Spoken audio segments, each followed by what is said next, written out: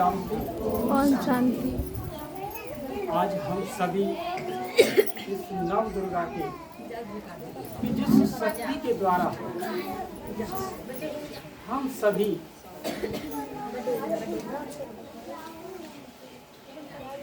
ने जो दुर्गा ने जो शक्तियों को अपने जीवन में धारण की, शक्तियां देने वाला कौन था? अभी हम सभी लोग 9 दिन तक व्रत रखते हैं। क्या करते हैं? 9 दिन व्रत रखकर आप अपने अंदर शक्तियों को धारण करते हैं। व्रत माना उपवास। उपवास का मतलब ही है कि उप माने निकट और वास माने रहना, कि हम किसके लिए हमने व्रत रखा है, किसका उपवास रखा है, हम उसके निकट रहें। तो सभी दुर्गाओं, नव दुर्गाओं में नवरात्रि के व्रत अक्सर करके हमारी माताएं बहनें भाई रखते हैं। तो जब हम उनके निकट रहते हैं तो उनसे हमें कुछ शक्तियों का अनुभव होता है। लेकिन वो दुर्गा माना दुर्गुणों को दूर करने वाले वो कैसे बने, कैसे हम वो पूजनीय बने,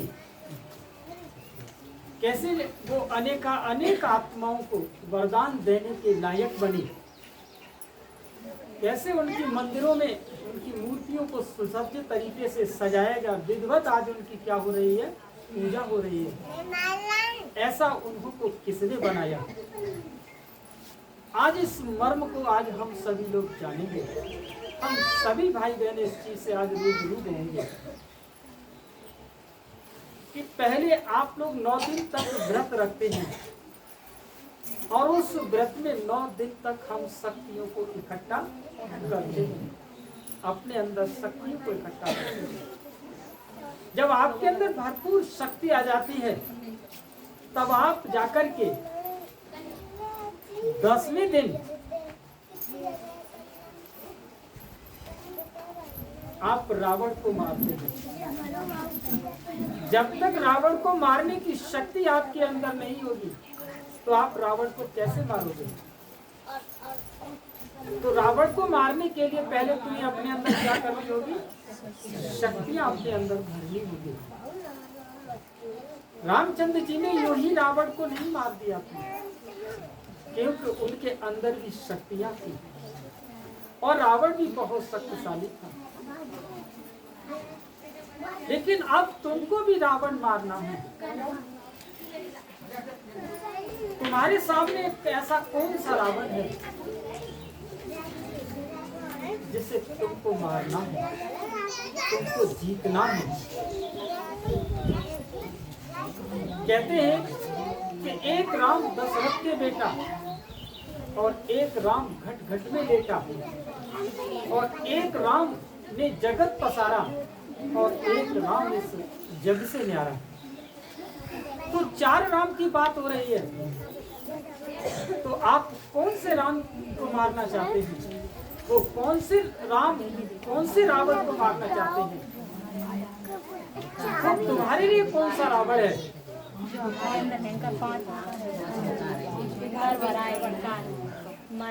तो फिर हमने जो आज व्रत रखे नव दुर्गा के और 9 दिन व्रत रखने के बाद आपने जो शक्तियों को हासिल किया, तब जाकर के आपने रावण को मारा। और फिर रावण को मारने के बाद आप लोग अपने घरों में खुशी के क्या मनाओगे? दीपक जलाओगे। और दीपक जलाने के बाद फिर सब लोग आपस में मिठाई बांटोगे, खुशी की मिठाई बांटोगे। तो वास्तव में वो खुशी कैसे बटेगी और हम खुशी कैसे अपने अंदर लाएंगे? जब तक हम रावण पर जीत नहीं पाएंगे तब तक खुशी नहीं आएगी और ना ही यहाँ पर हमारे आत्मा का दीपक जलेगा। हम शरीर और स्थूल के दीपक को जला लेते हैं। हम शरीर के द्वारा और मिट्टी के दीपक तो जला लेते हैं, लेकिन इस शरीर में रह करके हमें अपनी आत्मा का दीपक जलाना है। तो वो आत्मा का दीपक तभी जलेगा जब आप अपने अंदर शक्तियों को धारण करके और रावण पर जीत पाएंगे। तो वो रावण, वो लंका का रावण नहीं, ये मन ही तुम्हारी लंका है। ये मन तुम्हारी लंका है और इस मन के लंका में बैठा हुआ रावण को तुम्हें जीतना है। इसीलिए एक बहुत अच्छा एक बात वो सुनाता हूं मैं आपको कि हनुमान लांघ गए लंका। हनुमान लांघ गए लंका और तुमने न लांघी मन की लंका। बाबा आया है झूली पसारे, तुम दे दो विकारों का चंदा। तुम दे दो विकारों का चंदा। तो माना हनुमान तो लंका को लांघ करे, हनुमान लांघ गए लंका, माना समुद्र को लांघ करके वो लंका गए। और आज हम सभी मनुष्य आत्माओं ने इस मन रूपी लंका को नहीं जान पाया कि ये मन क्या है, ये मन क्या है। इस मन को समझ लिया तो आप भी लंका को लांघ जाओगे, लंका को लांघ करके चले जाओगे। और जो रावण ने जिस सीता को चुरा लिया है तो तुम उसको छुड़ा लाओगे और उससे छूट करके मुक्त हो जाओगे। कब? जब हम इस मन रूपी लंका को जान ले। आखिर में ये मन रूपी लंका है क्या? तो इस चित्र के माध्यम से मैं तुम्हें आत्मा और मन के बारे में बताऊंगा कि मन हमारी आत्मा की एक संकल्प शक्ति है। मन आत्मा की एक संकल्प शक्ति है। जब जब आप इसको मन को मन कहोगे कि मन मानता नहीं, तो आप हारते जाओगे, आप उसके गुलाम बनते चले जाओगे। ये मन तुमको निराश करता जाएगा। अगर आपने इस मन को कह दिया कि ये तो मेरा एक संकल्प है और ये संकल्प मेरे से उत्पन्न हुआ है और मैं इस संकल्प को अगर समाधान कर लूंगी तो फिर मैं इस मन से ही जीत जाऊंगी। क्योंकि मन को मन न कहकर के ऐसे संकल्प कहना है कि ये संकल्प आया है। जैसे कि मन कहते हैं बड़ा चंचल है, ये घोड़ा है, बहुत तेजी से दौड़ता है। अभी यहाँ है तो ये मन बहुत दूर है, कभी अमेरिका है तो कहीं है, कहीं किसी रिश्तेदारी में है, रिलेशन में है, कहीं पर मार्केट में घूम रहा है, लेकिन देखे नहीं यहाँ। तो ये मन की दौड़ है ये, और ये संकल्पों की दौड़ है जो आपके इस लंका के अंदर ये संकल्प बहुत तेजी से दौड़ रही है। तो इसके ऊपर स्टॉप तभी लगा सकते हैं जब आप अपने आप को सुलझाएंगे, जब आप अपने आप की खोज करेंगे, जब आप अपने आप को ढूंढ लेंगे, आप अपनी एक सच्ची सहेली को ढूंढ लेंगे, तो निश्चित आप इस मन रूपी इस लंका को आप जीत लेंगे। कब? जब आप अपनी सच्ची सहेली को ढूंढ लेंगे, आप अपने आप की खोज कर लेंगे और स्वयं को पहचान लेंगे, तो आप आत्मरूपी सीता को उस रावण से छुड़ा लेंगे। मैं इस चित्र के द्वारा तुम्हें यही बताने जा रहा हूं कि आत्मा की जो 3 सूक्ष्म शक्तियां हैं, मन, बुद्धि और संस्कार। मन के अंदर तरह तरह के विचार आते हैं और बुद्धि उनके ऊपर निर्णय करती है, और उसके बाद आप जो कर्म करते हो वो आपके संस्कार बनते हैं। और यही संस्कार आपका एक नया संसार बनाते हैं। यही संस्कार आपको नया एक संसार बनाते हैं। आज आपके जीवन में अगर सुख की अनुभूति है, अगर आज आपके जीवन में दुख का खेल है, अगर आपके जीवन में अगर आज मायूसी है, उदासी है, तो उसका मूलभूत कारण आपका अपना संस्कार है। और वो आपका अपना संस्कार आपका अपना संसार बना रहा है। ये जो चल रहा आपका ये समय, ये जो चल रही रामायण यात्रा, जो आप एक रावण को जीतने के लिए, रावण को हराने के लिए आज आपने जो रैली निकाली है, गांव गांव में ये संदेश दिया जा रहा है, ये उस धारा को मोड़ने के लिए तुम्हें अपने इस मन को समझना होगा। चल रही रामायण यात्रा में गली गली में नारा है, जो आपका ये संस्कार बहुत बड़ी भूमिका निभाएगा। अगर आपने अपने संस्कारों का परिवर्तन अगर नहीं किया, तो आपके हाथ से आपका संसार निकल जाएगा। आपकी ये रामायण यात्रा वो अधूरी रह जाएगी।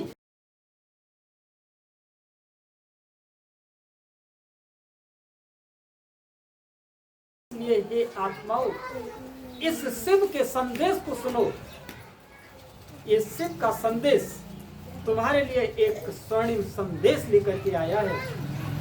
ये तुम्हारे लिए वो संसार लेकर के आया है जो तुम्हारे एक जन्म नहीं 21 जन्मों के लिए आप सुख शांति का वर्षा मिलेगा, सुख शांति का आपको स्वराज्य मिलेगा और सुख शांति का संसार मिलेगा। सिर्फ एक जन्म की बात है कि अपनी इस पहेली को जान लो कि वो मेरी सहेली कहां पर है, कि मैं जो उदास बैठी हूं वो मेरी सहेली मुझसे दूर हो चुकी है, कि वो एक ऐसा संस्कार क्या है कि एक बार मैं तुमको एक छोटी सी पहेली सुना देता हूं कि दो बहनें थी, आमने सामने रहती थी। एक उसका घर इधर था और उसका दूसरा घर उधर था। वो बचपन में कभी मिली हुई थी और फिर उन दोनों का विवाह हो जाता है। कि देखिए संस्कार है क्या। और विवाह होने के बाद वो 15-20 साल के बाद एक बाजार में आकर के मिलती हैं। तो एक सहेली अपने सिर पर मछली की टोकरी रखे हुई थी और उसकी वही सहेली दूसरी वो टोकरी में एक में फूलों की माला रखे हुए थी। वो माला का व्यापार करती थी, मालाओं को, फूल मालाओं को बेचती थी और उसकी दूसरी सहेली मछलियों को बेचती थी। जब उन्होंने एक दूसरे को देखा तो उन पर रहा नहीं गया कि आज हम दोनों सहेली कितने दिनों के बाद मिली हैं। तो बड़े प्यार से उन्होंने एक दूसरे के साथ मिलकर के बड़ी अच्छे से अपना व्यवहार माना, प्रेम इजहार किया और कहा सहेली आज तुमको हमारे घर चलना होगा। जो मालिन थी, जो फूल बेचती थी, वो उसको अपने घर ले गई। इतना प्रेम था। उसने कहा आज तो सहेली तुमको मेरे घर पर रुकना। जब शाम हो गई उसने बहुत अच्छे व्यंजन बनाए, भोजन बनाए, लेकिन उसको जैसा था, जैसा भाया उसने वैसा खाया। रात हो गई। उस मालिन ने उसके लिए एक सुंदर बिस्तर पर चारों तरफ फूलों की माला से सजा करके खुशबूदार उसके बिस्तर को सजा दिया कि आज मेरी सहेली 18-20 साल के बाद मिली है। जी भर के उससे अपना प्रेम और इजहार कर दो। तो उसने कहा सहेली तुम्हारा बिस्तर लग गया है, तुम जाओ और सो अपनी नींद को। तो उसकी सहेली जाकर के जब बिस्तर पर लेट जाती है और वो मालिन अपने कमरे में लेटती है।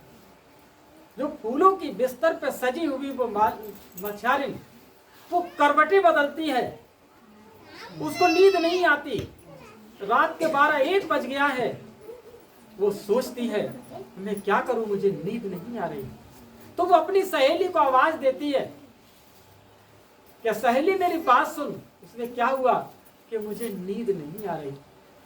कि क्यों?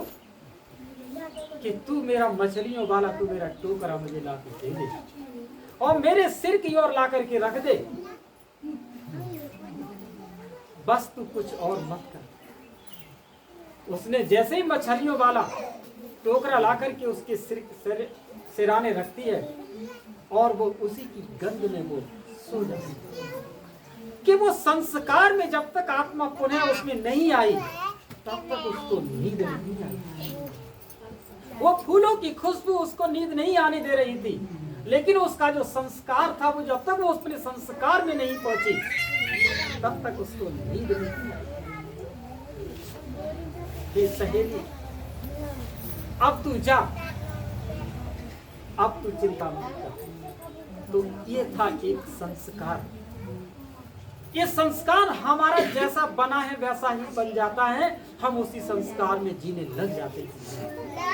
हमें अपना संस्कार बदलना है, तभी हम अपना सभी लोग अपना संसार ला सकते हैं। तो वो संस्कार हमारे इसी आत्मा के अंदर ही रिकॉर्ड होता है।